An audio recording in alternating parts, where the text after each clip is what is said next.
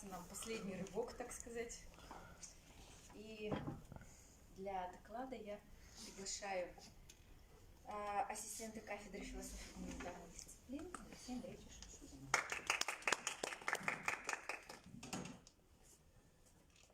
Добрый вечер уже всем.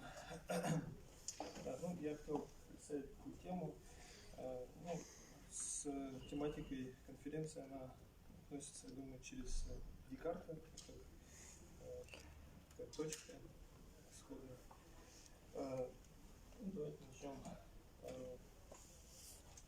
Я, в кавычках, если брать как категорию, невидимо, неслышимо и неосязаемо. Но одновременно с этим я сам вижу, слышу и осязаю вещи вокруг себя и себя самого как некую вещь. Отсюда обнаруживается предел воспринимаемости «я». Этот предел, как некая точка отсчета, точка опоры или точка зрения, задает направление познавательной деятельности. То есть от «я» к чему-то. При этом сама точка, как и движение в сторону нее, то есть обратно, остается вне опыта и воображения. Отсюда проблема обратного движения, или, если так можно выразиться, контрпознания в сторону исходной точки, является актуальной для философского дискурса и представляет собой заботу самой жизни о возвращении к себе. Это цитата из Вавилова. Заботу, которой прежде всего необходимо в возвратном движении выйти из теоретизирования всех бытийных миров и сфер, чтобы из самой жизни в ее конкретности добыть возможную основную позицию. Это как раз то, на что Вавилов обратил внимание, читая Декарта Хайдеггера. Следующий слайд. Я спрашиваю, что я. Чтобы ответить на этот вопрос, необходимо определить, в каком пространстве искать ответ.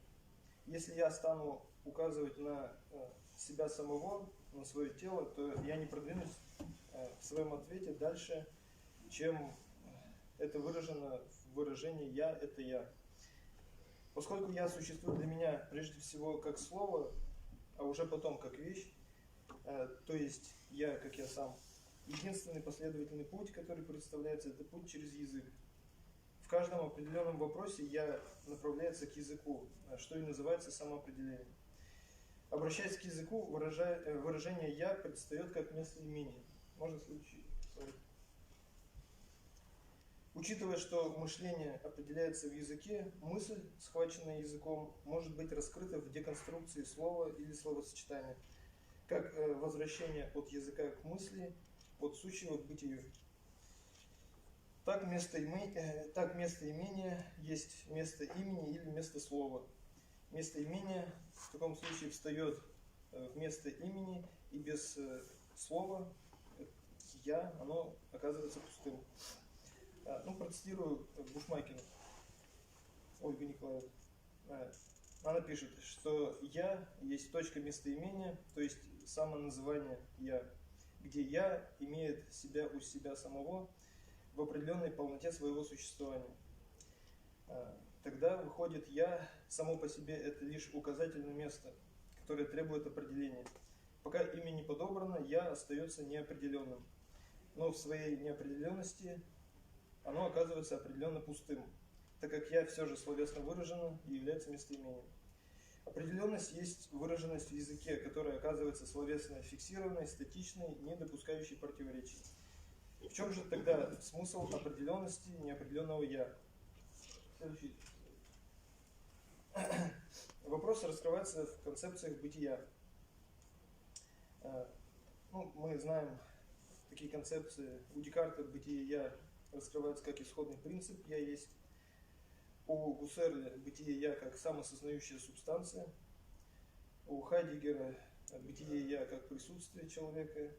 У Фрейда бытие «я» как психика. У Лакана бытие «я» как мои. Бушмакина раскрывает «я» как нулевую точку, используя шеллингианский метод тождества, понятия и вещи в бытии.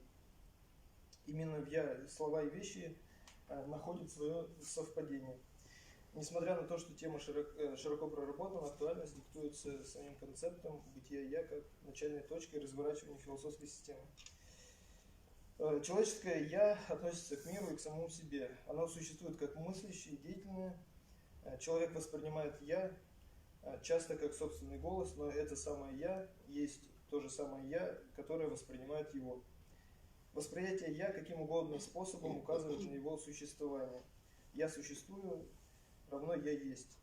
«Я» есть в мышлении вообще, поэтому дальнейшее рассуждение пойдет о самоопределении «я» в мышлении. Следующий слайд. Мы можем говорить о «я», которое обнаруживает себя субъектом, поскольку сам субъект обнаружил и определяет себя как «я». Значит, человеческое «я» как мыслящая вещь и как мыслимая вещь среди другого множества вещей есть мыслимое, мыслящее, сущее «я», а равное и мыслимый, мыслящий субъект. Сущее как таковое есть совокупность всех вещей, по Аристотелю. Тогда бесконечное множество мыслимых вещей, все или множество, образует бытие, то есть одно или единство мыслящего «я». Мыслящее «я» является и мыслимым «я», поэтому бытие «я» как сущее может быть определено только через само «я». Ясперс по этому поводу пишет, что бытие «я», их «sein», не может быть постигнуто ни из чего другого. Но, обуславливая «я» мыслимым, оно перестает быть мыслящим. В структуре языка опредмеченное «я» употребляется в среднем роде, а также в мужском или и женском родах. Это предельные способы его выражения. Поскольку «я» имеет потенциальную возможность предъявляться в любом роде, столько оно оказывается обезличенным. Бытие «я» есть одновременно одно, содержащее потенцию всего. Таким образом, «я» посредством того же «я» оказывается различенным на субъект и объект. «Я» мыслящая вещь обращается к «я» мыслимой вещи. «Я» есть как безусловное начало знания обусловленного «я» и обусловленного получается самим собой. Открывается исходный принцип декартовское «я есть я». Можно следующий слайд. Очевидность, как ясность которого заключается в тавтологии. Рассмотрим «я» как категорию внутри декартовского принципа. «Я» субъект и «я» объект, то есть «я» есть «я». «Я» заглавно. Верно, что «я» есть «я», но верно и что субъект не есть объект. Поэтому объективированное «я» есть на самом деле не «я». Что дает определить бытие «я» через вычитание из него не «я». Такой способ определения неизвестного через отбрасывание уже известного называется апофатическим. Например, при суждении «я субъект» получается, что «я» это не только субъект, но и субъект тоже. Или по-другому, субъект это «я», но «я» это не субъект, так как «я» больше, чем субъект. Катафатический метод «что есть я» именует «я», подбирая смыслы неопределенного как наряды. Многоименен же он, потому что при этом его представляют говорящим. Это цитата из Ареопагиты. «Я есть сущий, жизнь, свет, Бог, истина». Но смысл неопределенного заключен не в одном из нарядов, то есть имен. При катафатическом методе самоопределение «я» не познается дальше выражения «я» — это «я». Если исходить из того, что «я» есть определенная неопределенность, то апофатический метод «что есть, что я не есть» указывает на то, что неопределенность не есть определенность. То есть «я» вычитаемо, но само никогда не вычитается. «Я» как вычитатель бесконечных имен не «я». При этом каждый раз в момент вычитания «я» становится нечто определенным, объективным, другим, то есть мыслимым. Иначе говоря, «я» не определено как мыслящее «я». Однако можно заключить, что мыслящее «я» всегда есть в становлении и уже не есть в конкретном результате этого становления, а именно в мыслимом «я». Лакан, собственно, по этому поводу пишет, что, цитата, «Я не есть там, где я игрушка моей мысли, о том, что я есть, я мыслю там, где никогда не мыслю, что мыслю и там». Мыслящее «я» есть становящееся, то есть неопределенное в языке, в определенном, то есть. а значит и неясное, то есть непроясненное в своем бытие. Неясное «я» определяется посредством вычитания своего ясного «не я». Таким образом, картезианский метод, в котором ясное отождествляется с очевидным или несомненным, переворачивает «я» в «не я». Последнее является мыслимой вещью. Вычитание как отбрасывание «не я» от «я» уходит в бесконечность. Такое бесконечное отбрасывание приводит только к тому, что мыслящее «я» оказывается бесконечным ничем, пустотой в своем содержании, но движущимся, становящимся в своей форме. Процесс становления «я» обнаруживает нехватку языкового выражения, поэтому мыслящее «я» неопределенно по своему смыслу. Если «я» очерчивает смыслы «я» их отбрасыванием, то единственный смысл «я» в том, что «я» внутри всегда пустое. А многообразие и содержательность объективированного «я» всегда обнаруживается вовне мыслящего «я», то есть в «не я». Следующий слайд. До сих пор рассуждение шло о самоопределении «я» в мышлении вообще. Если мышление может только утверждать, отрицать и отрицать свое отрицание, как по Гегелю, то декартовское «я» есть «я», будучи утверждением, отрицается фихтеанским «я есть не я», а последнее фихтеанское отрицается новым утверждением «я есть другой» Руссо. То есть объективированное... Можно следующий слайд? То есть объективированное «я» есть не я, но есть другой. Или иначе «я есть я», «я большая» есть маленькая, «я маленькая» есть не я есть, собственно, другой. Следовательно, мыслимое, мыслящее, сущее «я» вов не я. Следующий слайд.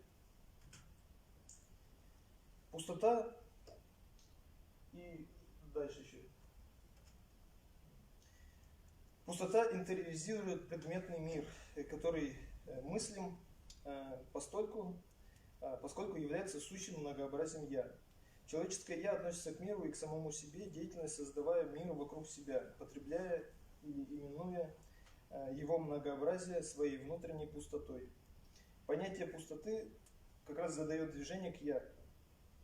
Другой есть это многообразие, мыслимое, сущее, язык. Но поскольку «я» есть другой, поскольку мыслимое оборачивается мыслящим в ответ, вещь и «я» оказываются в мышлении под именем одно. Они тождественны и предстают самосознающей субстанцией. Таким образом, вещь и «я» связаны друг с другом в понятии. Для пустоты «я» это одно оказывается абстракцией, с помощью которой мышление мыслит мыслимое. То есть мышление «я», то есть мыслящее «я» мыслит или интериоризирует мыслимое, экстериоризированное с помощью абстракций, наполняя их многообразием извне, которое есть разнообразие внутри. Язык пытается смотреть на самого себя с определенной точки зрения. Следующий слайд. Интериоризация внешнего в пустоту «я» и одновременно экстериоризация внутреннего есть процесс именования предметного мира и самого себя как сопричастного к миру. В этой пустоте «я» многообразие становится разнообразием, которое выражено во множественности имен. Имена упорядочивают, конструируют, связывают одно бытие мыслящего «я» с другим, бесконечным множеством мыслимых вещей. В мыслимое, мыслящее, сущее «я». Именование есть поэтому самоопределение «я». Эта же пустота «я» объясняет свойства субъекта, стремится к самопознанию. Разнообразие – это многообразие в неясной пустоте «я». Абстракция содержит в себе эту неясную пустоту «я». Самоопределенное «я» является определенной неопределенностью, то есть нулевой точкой. Многообразие становится разнообразием только в этой нулевой точке. Поэтому внутренний богатый мир, о котором вспоминает человек, заключен в его способности интериоризировать окружающий мир, и одновременно этот будто бы внешний окружающий нас мир есть лишь экстериоризация мыслящего «я». Спасибо.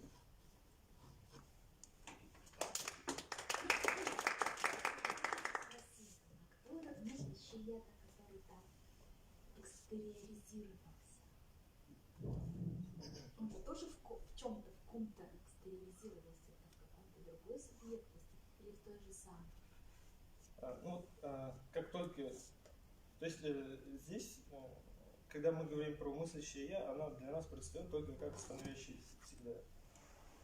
Как только мы о нем начинаем мыслить, оно сразу же объективируется.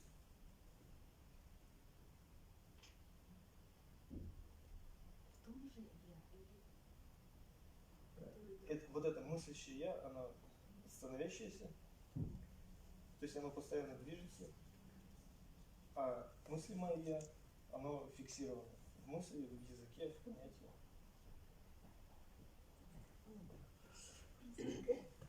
Можно, да? Значит, во-первых, давайте это просто на потом. Ваша позиция, то есть вы где, вы с кем, ваши собеседники в диалоге кто? Ну это можете не отвечать, это на потом. Второе, ваша методология, то же самое, да, как бы на каких основаниях или без всяких оснований это все сделано, да, ну это тоже на потом. А на сейчас вот просто такой вопрос. Вот, ну я зацепилась. Я больше, чем субъект. Вот это прокомментируйте, пожалуйста. И цитату из Лакана. Будьте добры. Помедленнее прокомментируйте, пожалуйста. Когда мы подбираем к этому я имена, ну, например, мы говорим, что я субъект, тем самым мы подбираем к этому я имена. Но я могу быть не только субъектом, я могу быть, например, Алексеем. То есть для определения я все другие слова, они являются лишь его именем, которое сам смысл я не могут передать. То есть это касается только имен, не реальности.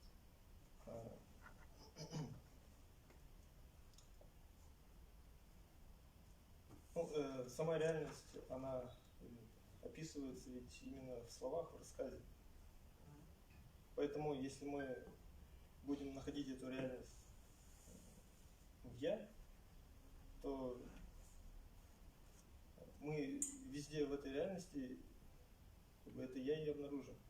Ну, то есть здесь я исхожу из позиции, что бытие, оно необходимо должно быть целым. То есть и понятие, и вещь должны отождествляться. Вот, поэтому отождествляться они могут только вот в этой точке «я». Ну и, наверное, здесь вот, ну, может быть, я поспешно отвечу, но я, наверное, ну, по крайней мере, на данный момент стою на позициях Гуссерля про самосознающую субстанцию. То есть пока что выход за вот этот жизненный мир, за вот это я как субстанцию, которая сама себя создает, а вне ее ничего нет, в принципе, ну, наверное, исходя вот из этого доклада, наверное, можно так и вот, ответить. Спасибо. Вот, а по поводу Лакана,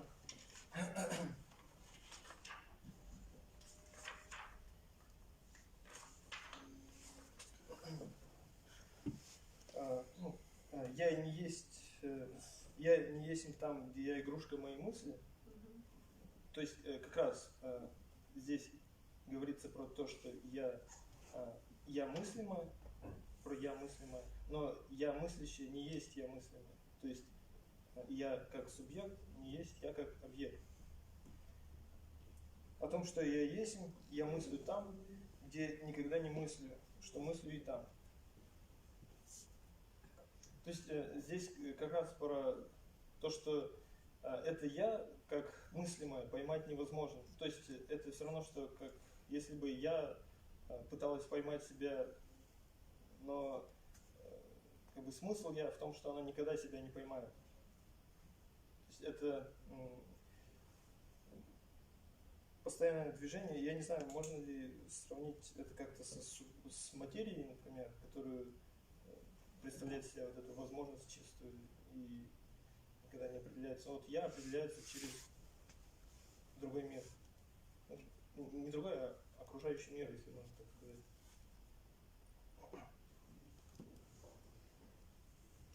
Если с окружающим миром, типа квантовой реальности, непонятно что, то бедному мне придется определяться через самого себя.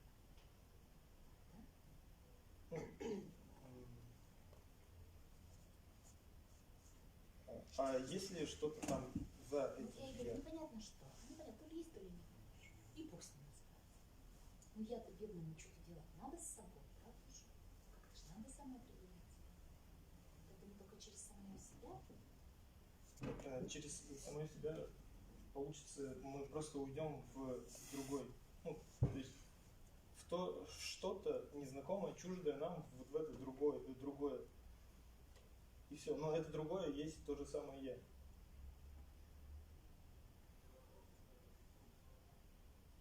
Коллеги, у нас есть еще один небольшой вопрос, и нам по таймингу после этого надо будет переходить к следующему докладу. Георгий.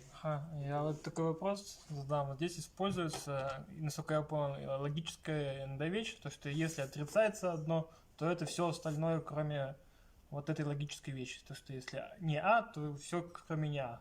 Это такое используется, ну, логика самая простейшая. Когда вы строите высказывания и как-то выстраиваете их логично, в логической какой-то структуре. Да? А в принципе это адекватно или нет? Потому что, насколько мы знаем, если мы будем развивать математику, чем дальше, тем дальше, то что существует парадокс, то что вполне вероятно мы не можем использовать всегда такой пример. И иногда может быть оба не работает правило исключительного третьего. Ну, в общем, нельзя делать такую. То есть может быть истинность. Две противоречащих друг друга сентенции могут быть обе истинны или обе ложны. Имеются такие примеры в математике. Разница между противоположностью и противоречием.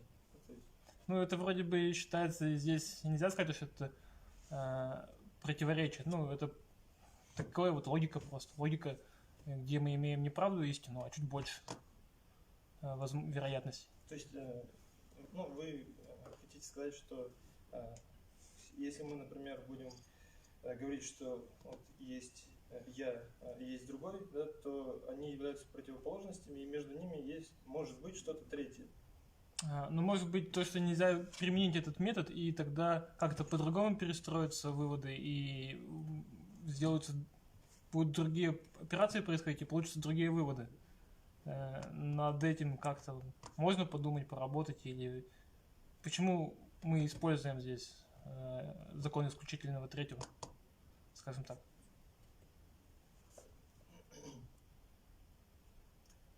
Почему закон исключительного да, исключительно, потому что ну, здесь две явные противоречия.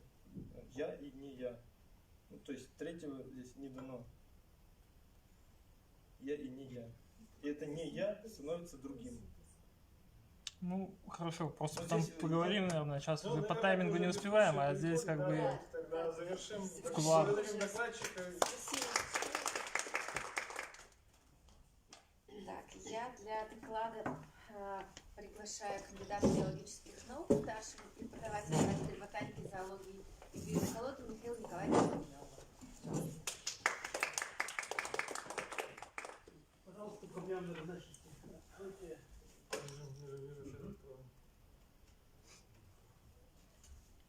Здравствуйте, уважаемые коллеги. Позвольте представить вашему вниманию доклад на тему проблема многозначности в биологической терминологии. Терминологический аппарат любой науки, то есть, по сути, язык данной науки, является, конечно же, искусственным языком. С помощью своего языка наука создает особую научную реальность.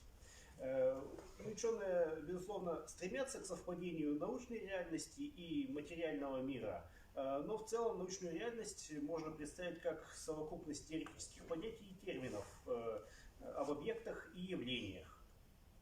Научную реальность биологии, в свою очередь, можно представить как совокупность текстов, которые могут быть отнесены к этой науке. Отличительная особенность биологических текстов, очевидно, представляют особые биологические термины. И следует отметить, что в любом случае данные понятия отличны от описываемых ими вещей. Любой объект или явление, чтобы стать частью научной реальности, должен пройти процедуру именования, в ходе которой уже имеющееся или изобретенное слово соотносится с объектом исследования. И выбранный термин изначально несет в себе многозначность, которая ограничивает придание строгого определения. Многозначность исходит из самого происхождения термина, так как есть различные пути появления терминов науки. Пожалуйста, следующий слайд. Вот мы можем выделить 3 из них. Во-первых, из языка общения людей. Хотя могут использованы быть и мертвые языки. Для биологии последнее особенно характерно, так как активно используется латынь, например, в бинарной номенклатуре, название биологических видов. Второй путь – это из других научных дисциплин. Примером подобного междисциплинарного взаимодействия может быть использование химического термина «катализатор» по отношению к энзиму, ферменту, что уже является биологическим термином.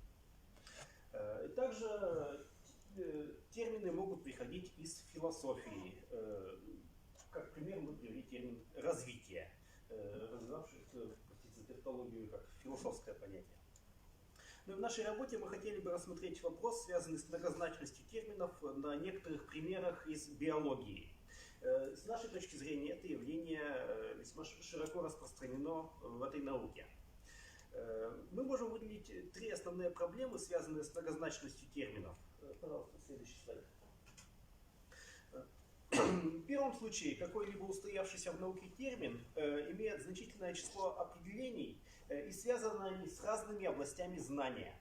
Вот мы нашли как пример слово «климакс», используемый и экологами, и физиологией, а также и совершенно далеких от биологии науках, например, в литературе. Термин имеет от одного и того же греческого слова, но ему даются совершенно разные определения. Пожалуйста, следующий слайд. Близка к первой и вторая проблема. В этом случае многозначный термин не имеет единого определения, хотя все значения относятся к одной области знаний. И разные исследователи могут трактовать и, следовательно, использовать данный термин, исходя из собственных предпочтений, обычно связанных с предпочтениями в их научных школах. Следует отметить, что данные термины обычно являются широкими, общими с точки зрения иерархии понятий. Среди частных терминов это встречается куда реже. В качестве примера мы привели термин «популяция», которая понимается в биологии, отмечу сразу, что в демографии этот термин определяется иначе, как совокупность особей одного вида. Это общее для всех определений данного термина. Но различные авторы могут по-разному расставлять акценты, определяя термин, расширяя или сужая его. В результате популяция может пониматься и как элемент биоценоза, и как элементарная единица, к примеру, эволюционного процесса. Собственно, мы в нашей работе по совкам и бухте сталкивались вообще с правомощностью некого употребления этого термина, так как в биологическом энциклопедическом словаре определение содержит указания на необходимость длительного существования организмов на данной территории. А совок в Удмуртию был интродуцирован чуть более 30 лет назад, и поэтому мы вынуждены были сделать оговорку, что придерживаемся определения данного Рейнерсом в книге «Основные биологические понятия и термины», где указание на историзм отсутствует. Вот оно, первое определение на данном слайде. Также термин «популяция» может дополнительно уточняться путем использования эпитетов, к примеру, как в труде «Экология» Наумова, использованы термины «географическая популяция» и «экологическая популяция» со своими, понятно, определениями.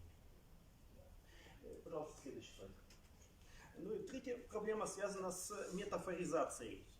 В ходе привнесения слова из обыденного языка в язык науки слово получает научное определение, становится научным термином, но при этом обладает, что ли, определенным шлейфом, тянущимся из повседневного языка, который может исказить научное понимание термина. Понятно, что наиболее остро данная проблема стоит для терминов, пришедших из языка, на котором текст и написан. С другой стороны, не стоит тоже доводить данную позицию до абсурда, иначе самыми лучшими для науки будут вообще какие-то сконструированные исследователем термины, наборы символов, не имеющие родства ни с каким-либо языком. Ну, в качестве примера подобного конструкта могу вспомнить слово «кварк», используемое физиками. Ну, вот, здесь, опять же, пример из собственной научной практики. Я привел термин «семья», который употребляется в зоологии для описания групп совместно живущих особей обычных грызунов, тех же сурков, бобров, луговых собачек. Исследователь сурков, он понимается по-своему.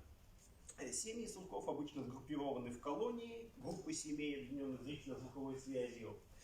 Колонии объединяются в более крупные поселения, которые даже вот внутри нашей области знания не имеют четкого определения. Например, мы понимаем это как группу колоний сурков, заселяющих одну ображно-балочную систему. Обычно поселение выделяется по общности занимаемого ландшафта. Отметим, что самый широкий термин «поселение» имеет и наиболее широкое и подразумевающее множество трактовок определения. Но из нашего понимания выходят и некоторые проблемы, так как в условиях Удмуртии сурки могут не образовывать крупные поселения из многих семей, многих колоний. Некоторые пространственные группировки состоят всего из одной семьи. Для их обозначения мы применили термин «изолированная семья», а словосочетание «одиночная семья» в свою очередь понимали как колонию, состоящую из одной семьи. Использование прилагательных «изолированная» и «одиночная» еще больше сузили термин «семья», но в социальном смысле, то, как мы понимаем слово «семья» в быту, понимание таких словосочетаний будет затруднено. Несколько похожая ситуация, на мой взгляд, существует в лингвистике, где используется понятие «языковая семья». В том случае, когда язык не имеет родства ни с другими, родства с другими языками, говорят о изолированных языках, то есть языковых семьях, состоящих из одного языка.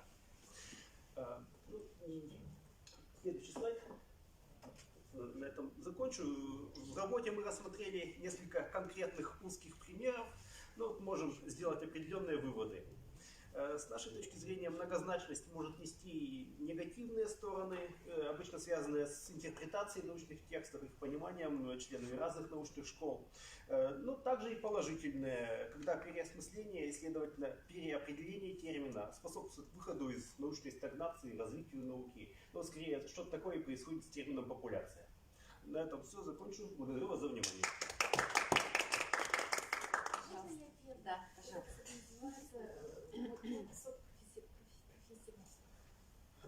Фактически, да, ваши термины, в том числе примеры, которые приводили, научные термины, термины конкретно, естественные науки, да, очень сильно похожи на понятие гуманитарного знания. Вы прекрасный пример параллели привели.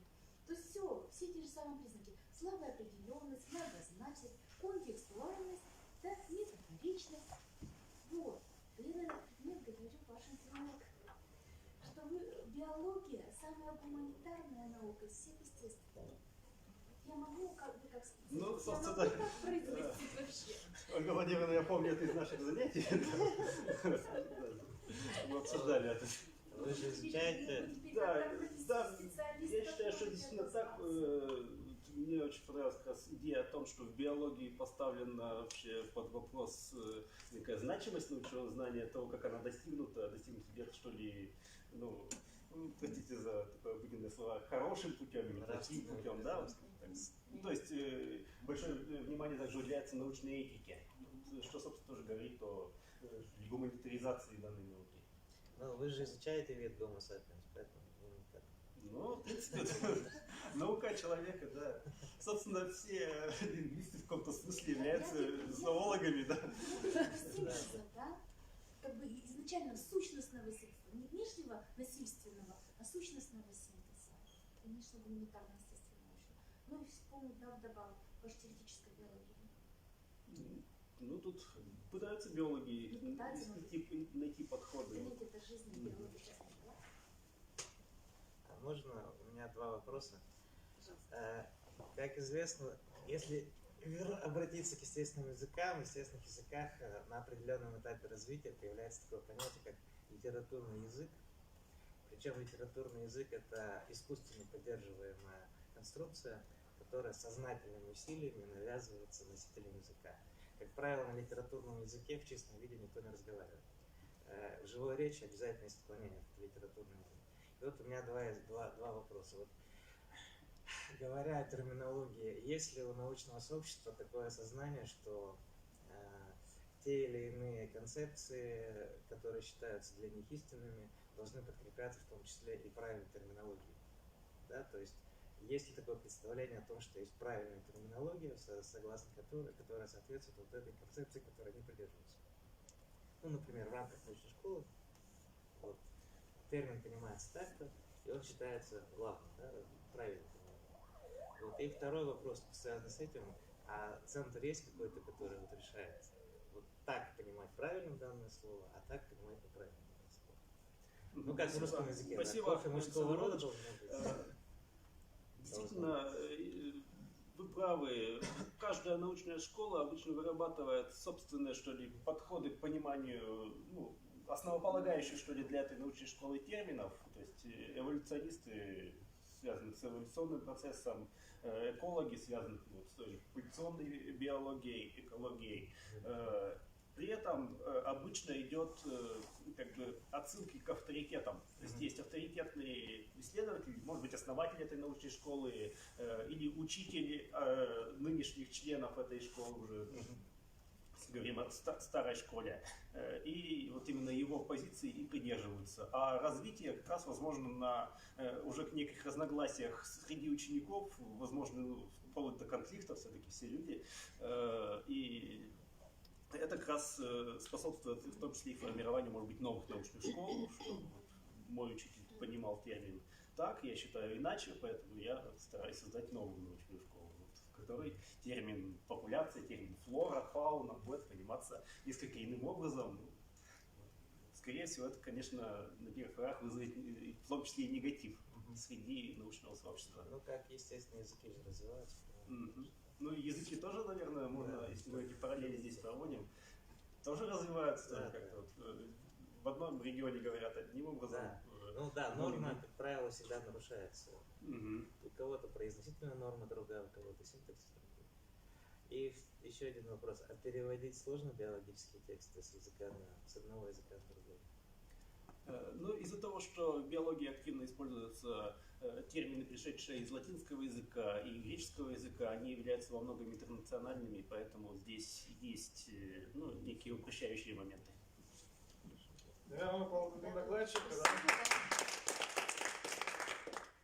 Так, я предоставляю слово кандидату физико-математических наук, старшему научному сотруднику Удмуртского федерального исследовательского центра Уральского отделения Российской академии наук Степану Леонидовичу Ломаеву.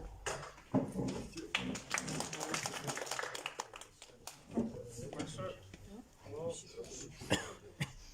Как обычно, модераторы и организаторы несут ответственность за все задержки в любом тайминге, поэтому мы с Натальей Борисовной поставили себя в конец. И прежде всего я хотел бы поблагодарить вас, что вы еще с нами, что, надеюсь, сохранили ваше внимание. Я со своей стороны постараюсь быть максимально короток, насколько можно сохранить содержание, ну и чтобы оставить Наталье Борисовне в то же время высказаться. Не знаю, посмотрим, время уже. Поэтому я прошу простить, если я специально не буду вдаваться в некоторые детали же, просто постараюсь обрисовать вам некоторые контуры идей, которые я хотел бы вам рассказать. Так, мой доклад называется «Природа как машина в научных теориях». Конкретно я бы хотел поговорить об этом образе, можно сразу перейти к следующему слайду, который в данном контексте на самом деле практически синонимично будет звучать машина и механическая система. То есть именно то, как это воспринимается в теоретических концепциях. Поскольку, и вот мне нравится в этом плане цитата из Кельвина, который радикально вообще утверждает, что понимание в научное это есть построение некоторой механистической модели. И если действительно, скажем так, современная физика уже, казалось бы, отказалась от детерминизма, а соответственно и от жесткого такого механицизма в теоретических моделях, тем не менее, все равно эта структура мыслительная остается очень важной. И больше того, она остается очень важной в том числе и в других сферах науки. И поэтому я бы хотел поподробнее разобраться в том, как конструируется вообще это понимание, поскольку очень часто сама наука не рефлексирует по этому поводу и воспринимает это как что-то более-менее собой разумеющееся и понятное. И, соответственно, в попытке, я бы, скажем так, с первого вот захода я бы обратил внимание на, собственно, этимологию этого слова. Можно включить следующий слайд. И, собственно, здесь уже видно, что само понятие машина, оно не только по смыслу в данном контексте совпадает с механической системой, но и этимология этих двух слов, этого корня механ, собственно, это и есть, он переходит через латинский и немецкий, потом в русский, и так образуется машина, да, то есть, по сути, это, в принципе, и есть вообще один корень. Ну, а изначально он, конечно, уходит вообще в Древнюю Грецию, да, в дорогическую часть Древней Греции, где сам этот термин не воспринимался как сегодня, а тем более уж не как в научных теориях. Я отдельно выделяю вот несколько, скажем так, попыток перевода на русский того понимания. Машина как механия, вот это как некоторый способ, как некоторая уловка или какое-то ухищрение. В чем смысл самого этого термина? Ну, тут, чтобы несколько обрисовать контекст древнегреческого понимания, да, то есть если мы говорим, наверное, прежде всего ссылаясь на Аристотеля, это всегда понимание мира, состоящего из двух частей. Мира такого подлунного и мира надлунного. И вот сфера математического определения, сфера таких больших порядков и, скажем так, то, что мы бы сегодня скорее ближе бы назвали к законам природы, это прежде всего мир надлунный. Да? А мир подлунный, в котором мы буквально живем, это мир, который не подчиняется строго математике. Это мир, где можно в том числе обмануть вот эту самую природу. Сделать какую-то хитрую такое приспособление, чтобы, условно говоря, вытащить как будто лишнюю энергию. То есть сама идея, например, вечного двигателя, она появляется как некоторая попытка придумать такой прием, чтобы у энергии что-нибудь отобрать. Вот. Ну и, соответственно, разочарование в этом и получается позже уже то, что мы знаем как закон сохранения энергии. Но если мы попробуем, скажем так, заскочить сразу в более классическое понимание машины, механической системы, ну и прежде всего тут из всех детерминистов, наверное, больше всего ссылок и авторитетов в данном вопросе будет, наверное, иметь Декарт, поэтому следующий слайд, пожалуйста, я прошу, это можно промотать, это я решил пропустить. Декарт, который на самом деле, ну, я прежде всего ссылаюсь на рассуждение о методе, да, то есть если вот в этот текст читать, то для Декарта уже скорее не стоит задачи положительно определить, что такое машина. Он скорее определяет его от обратного. Для него скорее интуитивные понятия обратные, что все кругом одни сплошные машины либо механические системы. И скорее стоит задача, а как отделить человека от механической системы. То есть он уже буквально, для него уже нет различия между, он, скажем так, понимает, что машина может быть не только, условно говоря, из грубого какого-то физического материала, да, буквально механизмы, которые мы используем в хозяйстве. Он конкретно пишет, что вполне может быть машина из крови и плоти, из сложных, как бы органических, допустим, чтобы мы назвали сегодня структур. Грубо говоря, он буквально говорит, называет обезьян практически биологическими машинами. И задает вопрос, а чем отличается человек от этих машин. И он дает два отличия. Я их тут привожу в цитате, но в каком-то смысле мы свели это в определенных наших контекстах вообще к одному отличию. Это язык. Да? То есть понятийное мышление и язык. Это отличает человека от машины. Машина не может мыслить понятийно.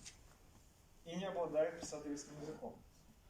Но к этому определению тоже идет много вопросов. Ну, начнем с того, что оно как бы довольно сложно уже применимо. Это не про то, что в науке используется. Да? Но и здесь уже стоит вопрос, а как мы обнаруживаем язык в чем-то в другом, да? или в какой-то природе. То есть, что мы вообще должны, как мы вообще можем это диагностировать. Да? Вопросов тут возникает много. Начиная от младенца, например, который не говорит с нами, но мы как бы предполагаем в нем некоторую потенцию к этому языку. Да? Ну почему мы тогда ее в другом чем-то не предполагаем? Ну а с другой стороны, если подходить, если мы убираем некоторую идею антропоморфии, то, собственно, это вопрос задачи Тьюринга, да, которая уже вообще, во второй половине 20 века во многом была удачно решена. Это вопрос о том, может ли собеседник, не видя другого, отличить, с кем он общается, с машиной, которая напрограммирована изображать человека, либо это живой человек. Я бы поэтому перешел к третьему подходу к описанию машины. Это подход, скажем так, исторической ретроспективы, то, как появляется этот термин, когда вообще появляется, собственно, наука в том классическом варианте, которого мы знаем. То есть наука, которая, так говоря, метафорически выстраивает экспериментальную практику как некоторую инквизицию над природой, как некоторые практики задавания специфических вопросов в природе, на очень специфическом языке, который не сразу, скажем так, находит в себе математическое выражение, но во многом он именно математизирован. То есть постановка эксперимента как некоторый вопрос в природе, на который природа своим, как может, скажем так, дает ответ. И этот ответ записывается на языке математики. Так вот, в какой момент возникает сам этот образ машины? Когда в постановке этих вопросов оказывается, что природа отвечает одно и то же. То есть это сама идея уже бывает нова. То есть того, что как природу не спрашивать, каким боком не подходи, условно говоря, об одном содержании, ответ всегда один и тот же. Здесь, природа здесь играет образ такого собеседника, который отвечает он находится в каком-то безвремени, в том смысле, что для него не существует различий. И я привожу цитату, из Пригожина, из Стенгерс, который мне в этом плане нравится, как описывает, что природа никогда не лжет, и ее никогда невозможно обмануть. И вот именно в этот момент, как мне кажется, появляется то самое определение машины, с которым мы работаем сегодня в науке. То есть не только природа в этот момент определяется через образ машины, но и машина определяется через очень специфический образ. То есть они появляются, эти понятия вместе взаимоопределяют друг друга, но корнем, мне кажется, этого образа является вот этот переход от собеседника к такому специфическому собеседнику, который все время дает одни и те же ответы на одни и те же вопросы. Я хотел бы на этом свой доклад завершить. Если еще есть какое-то короткое время на вопросы, я готов на них ответить и какие-то детали разобрать подробнее. Спасибо.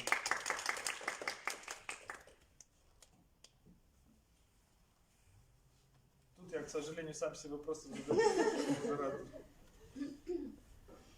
Я готов. Можно вообще так сказать, Саша, все замечательно. Ряда смыслового, классно читать. Что, в принципе, научное познание, рациональное познание, это машинизация мира. Если мы хотим получить науку, это что переживаем? Социология это становилась наукой по образу и подобию физики. Поэтому тот, кто хочет стать наукой, он должен взять этот образец, естественно-научного знания, исследовать как в онтологическом, так и в эпистемологическом плане. Значит ли это, что если мы хотим стать наукой, мы должны свой объект машинизировать? Правильно? Машинизировать. Да. Так, да? Да. Мне кажется, такая позиция, она вообще была бесспорной, собственно, до появления неклассических теорий физики. Прежде всего, квантовой механики, о которой сегодня шла речь. Да? То есть, действительно, это казалось очевидным, я не просто так Кельвина привожу. Конт в целом так и мыслил социологию, То есть, вот у нас есть классная физика, давайте таких же штук понаделаем в других областях, вот у нас наука. И сама же физика, знаете, я люблю в этом смысле у Ницше метафору, то есть когда он расписывает, так говорил Заратустра, почему он первый выходит за грань добра и зла, потому что он первый эту грань задал. В каком смысле физика же берет и выходит. И вот эта проблема, Вероника, про которую говорила, может ли физика описывать реальность или не может, на мой взгляд, она отчасти касается именно этого представления, что сначала создается этот образ машины, он полностью легитимирует реальность, А потом сама же физика, оказывается, что выскакивает из этого образа. И решить эту постановку вопросов вот в такой декартовской традиции, мне кажется, нельзя. Мы всегда приходим к этому, а где у нас причина, где следствие, они начинают размываться и распадаться. Именно поэтому, мне кажется, надо возвращаться вот к этому истоку вот этого понимания. Потому что в такой постановке вопроса причинно-следственная связь по-прежнему может иметь свое объяснение, да. Ну а вот это распадение вот этих представлений, которые физика сама себе как бы на голову сваливает, действительно имеет место быть. Ну и сегодняшняя наша дискуссия этому подтверждение. Поэтому я и обращаю внимание вот на такой образ, на такое появление машины, чтобы разобрать, как появляются эти вещи. Да? Потому что для того, кто находится внутри классических представлений физики, пусть даже в другом предмете, как социология, для него это очевидно кажется, что есть причины, есть следствие, есть детерминизм. Ну что еще надо? Вот это и есть настоящая наука, как бы, да? Но сама же физика уже оказалось, что не так все просто, показала сама. Спасибо. Да? Вот до какой степени вы прослеживаете историзм вот этого понятия машины? Ведь дальше пойдет человек-машина, дальше пойдут там желающие машины, Делеза, Гваттари. То есть вот этот образ, он не уходит из философии, но он как бы исторически меняется. Вот как бы здесь круг ваших интересов, какой он в плане вот этого историзма, и что вы видите в изменении вот этого образа, понятия машины? Спасибо большое за ваш вопрос. Я даже делаю небольшую отсылку. Когда делал презентацию вчера, можно еще 2 слайда? У меня даже были заготовки на несколько слайдов. Нет, не назад, а вперед. Вперед еще. Собственно, я даже готовил слайд с переходом туда. Я просто хотел вам сразу показать, что да. Что хотелось прямо это разобрать, но я сам себя ограничил. Да, меня очень интересует это. Я прямо вам скажу, что я на пути. Я углубляюсь в этот вопрос, но я вижу, где он дает сбой, что эти машины. Это прежде всего вот в квантовой механике, да. Но, конечно, вот 18 век, на мой взгляд, мыслит себя машинами, догружая немножко этот образ на корень какой-то вот... Суть этого термина в каком-то вот самоочевидности, детерминизма остается, что ли. Ну, обычно машина-механизм, да, вот, механика тоже такая машина. Вот, машина это то, что источник своего движения имеет вне себя. Нет, это такое техническое определение машины, да, если мы... Ну, я только что, например... Самодвижущаяся. Не самодвижущаяся. Нет. Поэтому детеизм классической физики никуда не девается. Бог физиков нужен. Такой машинеризации Бог физиков нужен. Тем физикам, которые как бы сохраняют в себе, пытаются совместить образ вот этой галилеевского, вот этого отсутствия цели в природе, совместить с образом Бога, он дает, я на это по-другому несколько смотрю. Я думаю, что революция, я прошу, галилеевский оговорился, наверное. Галилеевские физики именно в том, что у природы нет цели, что она никуда не смотрит, никуда не движется, это движение просто вот как бы идет само по себе. И у него нету никакой задумки, нету никакой цели, а соответственно никто к этой цели ничего не толкает. Как бы. Вот именно в этом, мне кажется. У природы цели нет, природа не цель, отсюда природа средства. Нет, если вы предполагаете кого-то мыслящего заранее, то да. Но мы можем вообще откинуть любую цель здесь, как таковую. То есть, в принципе, мышление без цели. Соответственно, и средства здесь пропадают. Эта же связка всегда идет как причина и следствие. Да? То есть, если у нас нет следствия, то, в принципе, мы не можем говорить о причине. Да, я как бы не буду говорить, что классическая методология, да, классическая научная методология, она как раз к цели научного познания, помимо того, что принадлежит самому познанию, никакой не имеет. Познание внешней цели по отношению к познанию. Цель познания то, что познание находится в истине. Так и цель познания. Просто, может, мы тут друг друга не совсем допоняли. Я-то просто хотел оставаться в разговоре про модель. представление машины. Поэтому мне кажется, здесь образ природы как машины здесь не обязательно представление кого-то, кто эту машину вводит в движение. То есть это, мне кажется, уже дополнительная надстройка над этим представлением. Я хочу извиниться, я сам себя ограничил специальным будильником. Я прошу прощения, что вам не договорил. И, в общем, у меня будет... И спасибо за внимание, я сам себя обрубаю. И, как уже говорил с утра, передаю слово центру нашему организационному, мотивационному и концептуальному Наталье Борисовне. 20 минут.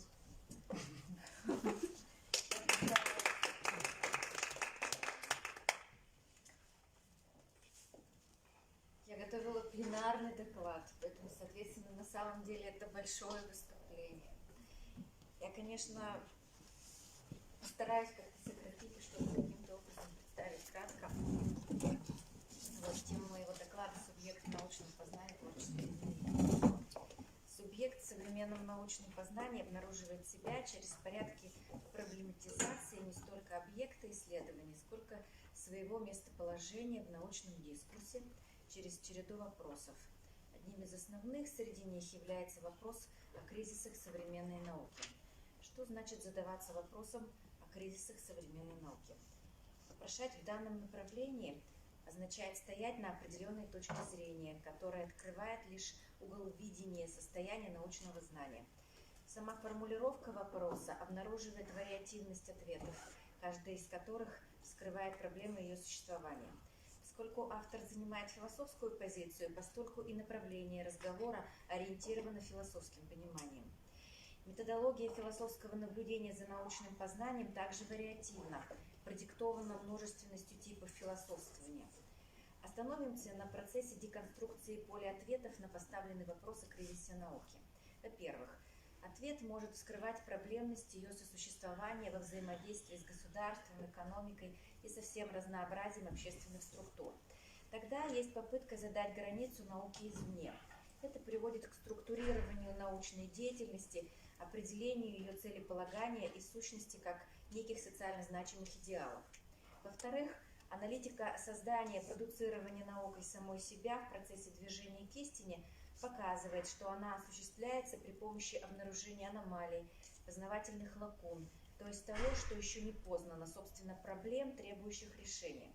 Тогда неисследованные фиксируют внутренние предметные границы науки.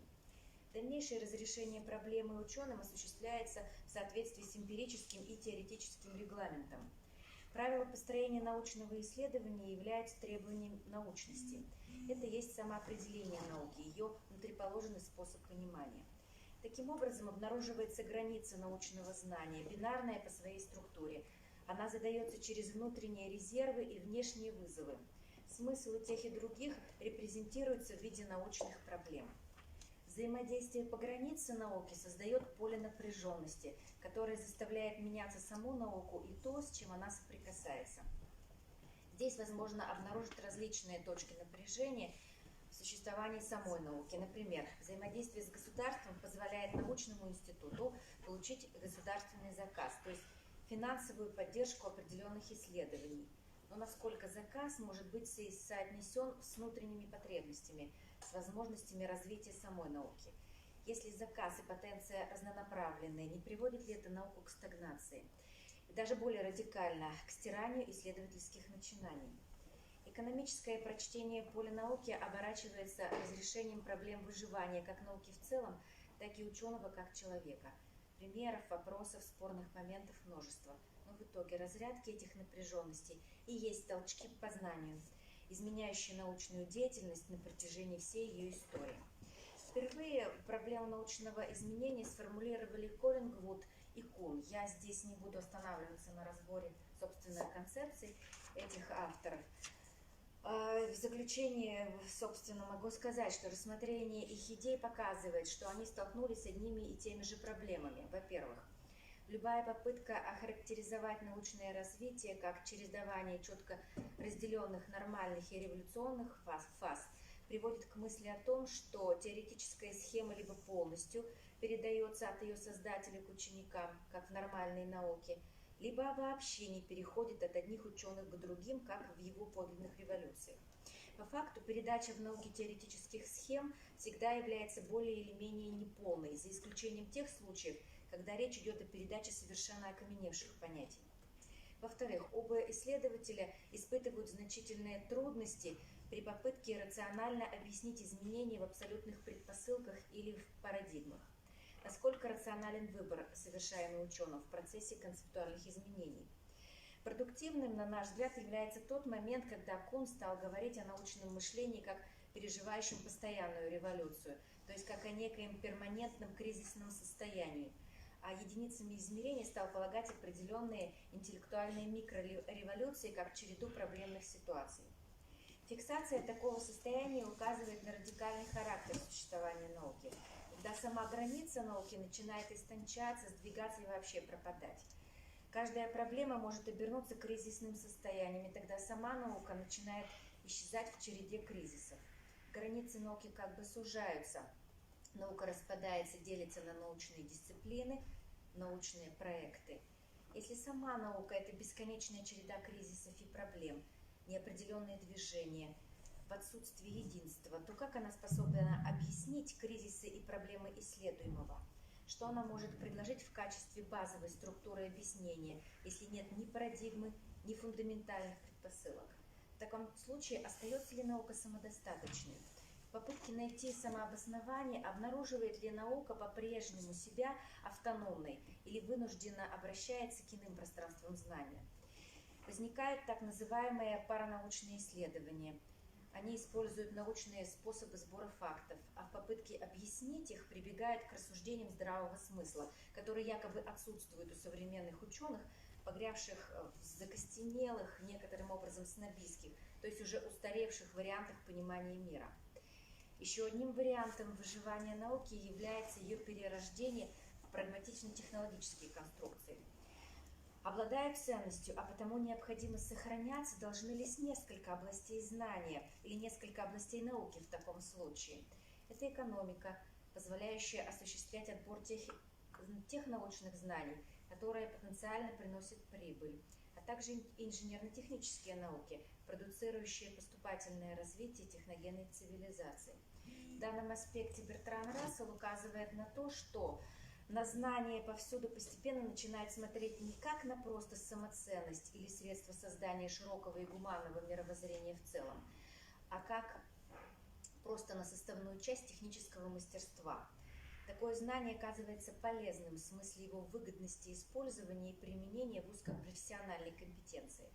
Однако, по мнению Рассела, никакое количество технических инструкций не обеспечит противоядие от этой ограниченности. Все прочие исследования с большой долей вероятности могут оказаться околонаучными, либо вспомогательно инструментальными, даже такие как психологические, исторические, математические и другие. Именно такое якобы бесполезное знание единственно способствует развитию созерцательно-творческого склада ума. Такие рассуждения приводят к стиранию представления о том, что такое научность. Нет научного или ненаучного знания, есть только знания полезные и бесполезные. Нет ни ученого, ни исследователя, есть только проинструктированный исполнитель. Наука может быть полностью уничтожена и раствориться, либо в продуктивном варианте она сама обернется и как бы будет выстраивать себя через переосмысление собственных оснований, как бы выстраивая собственную границу заново. Поскольку радикальность может рассматриваться как стояние на границе, постольку можно по-прежнему фиксировать научную деятельность в некоем новом состоянии. Осмысление возможно только при наличии продуктивного скептицизма, о которых говорили Сантаяна и Слоттердайк. Некое радикальное сомнение позволит науке посмотреть на себя с пограничной позиции, оказавшись в состоянии между жизнью и смертью, как бы разрешая шекспировский вопрос в этом смысле, быть или не быть. Философский анализ позволяет представить кризис науки и намечает выходы из него. Прежде всего, философия в ее современном понимании может задаваться как мышление в мышлении. Мышление в данном случае рассматривается как концепт, некое пустое, заполняемое субъективными смыслами философствующих, в соответствии с определениями Делеза. Мышление раскрывается в фундаментально-онтологическом вездесущем присутствии.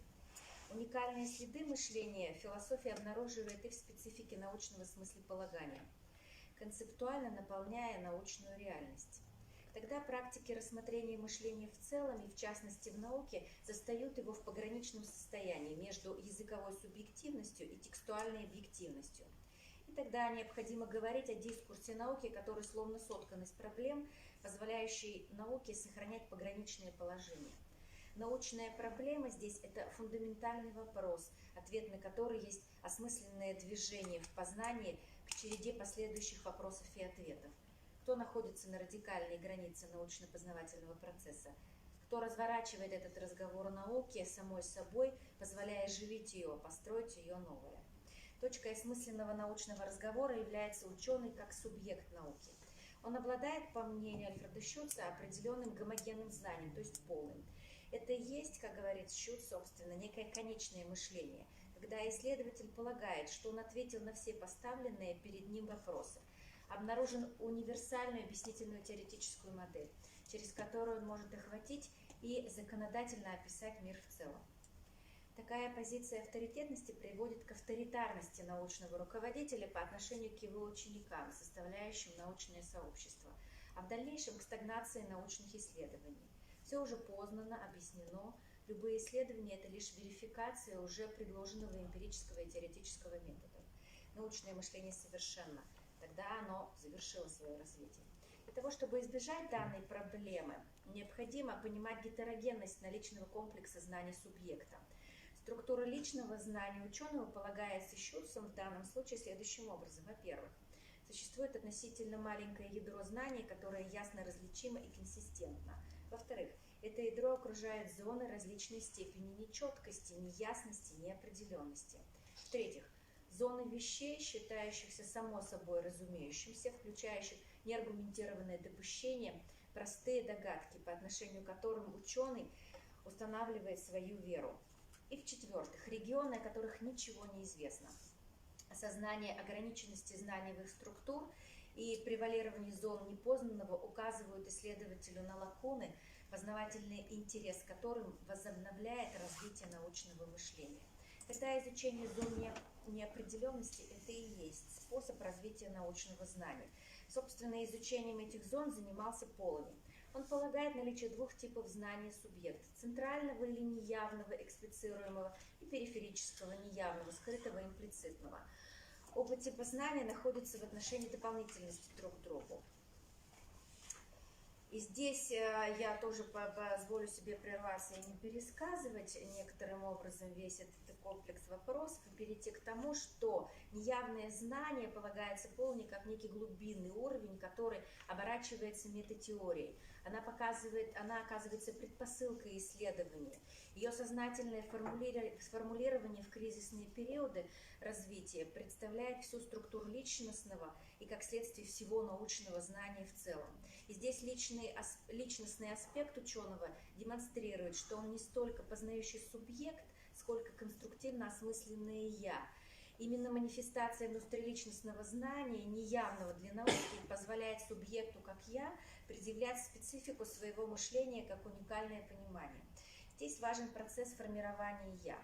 Собственно, известен пример Сергея Петровича Капицы о том, как он в физтехе настоятельно показывал, что в современной общедоступности любого знания через технические средства важным моментом в образовании является не передача знаний, а обучение их пониманию.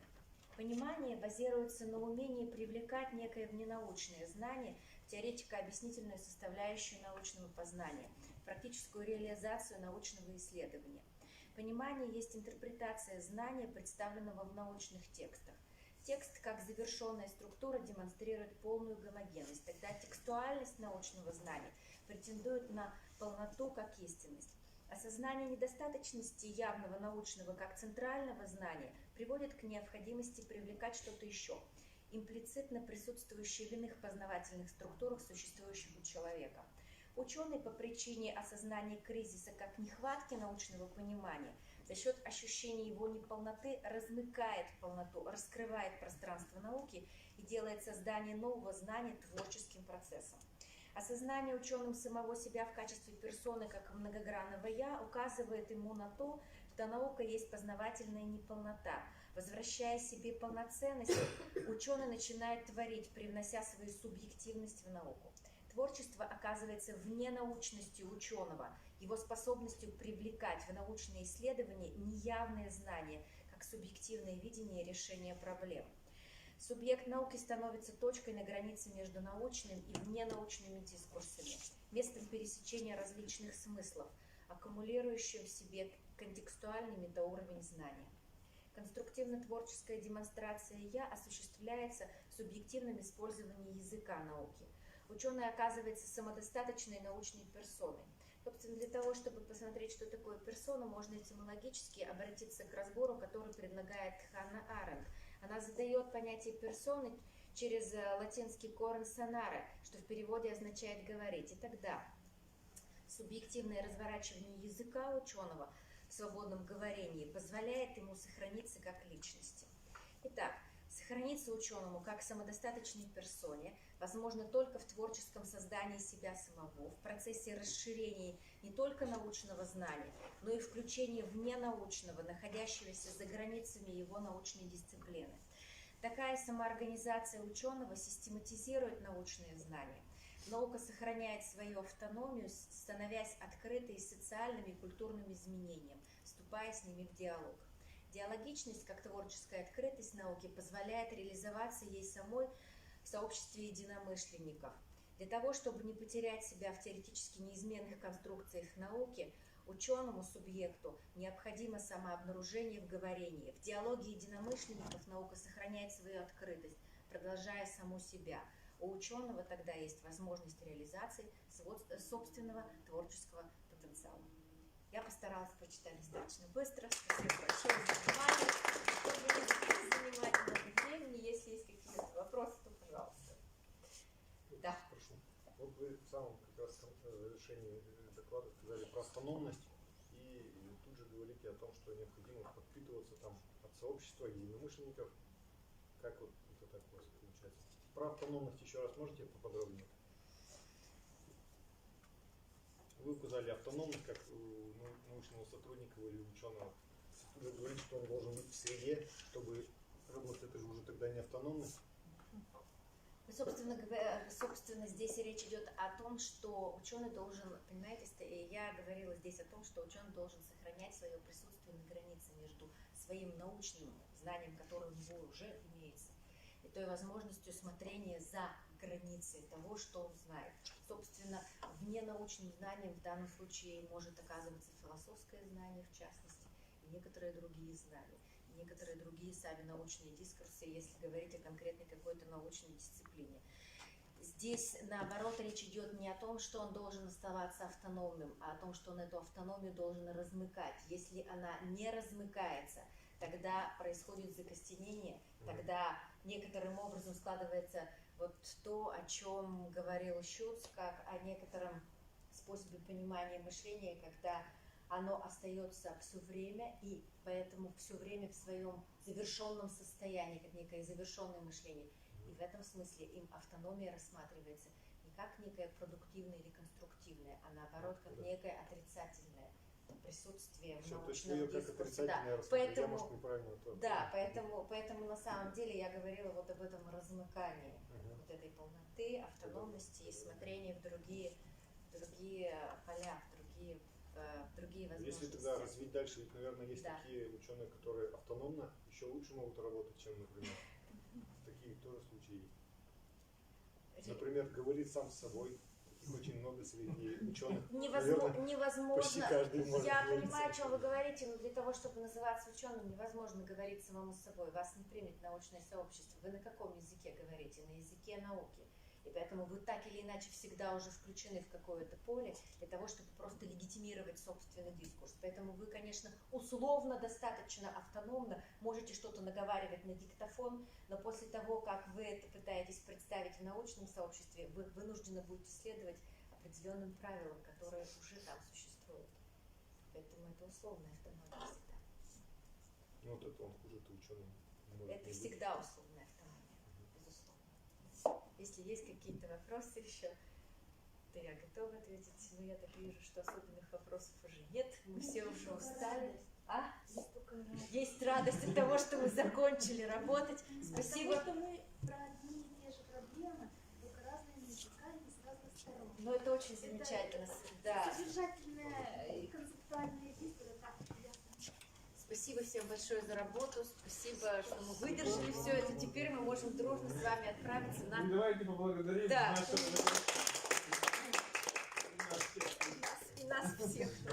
На банкет. Знаете,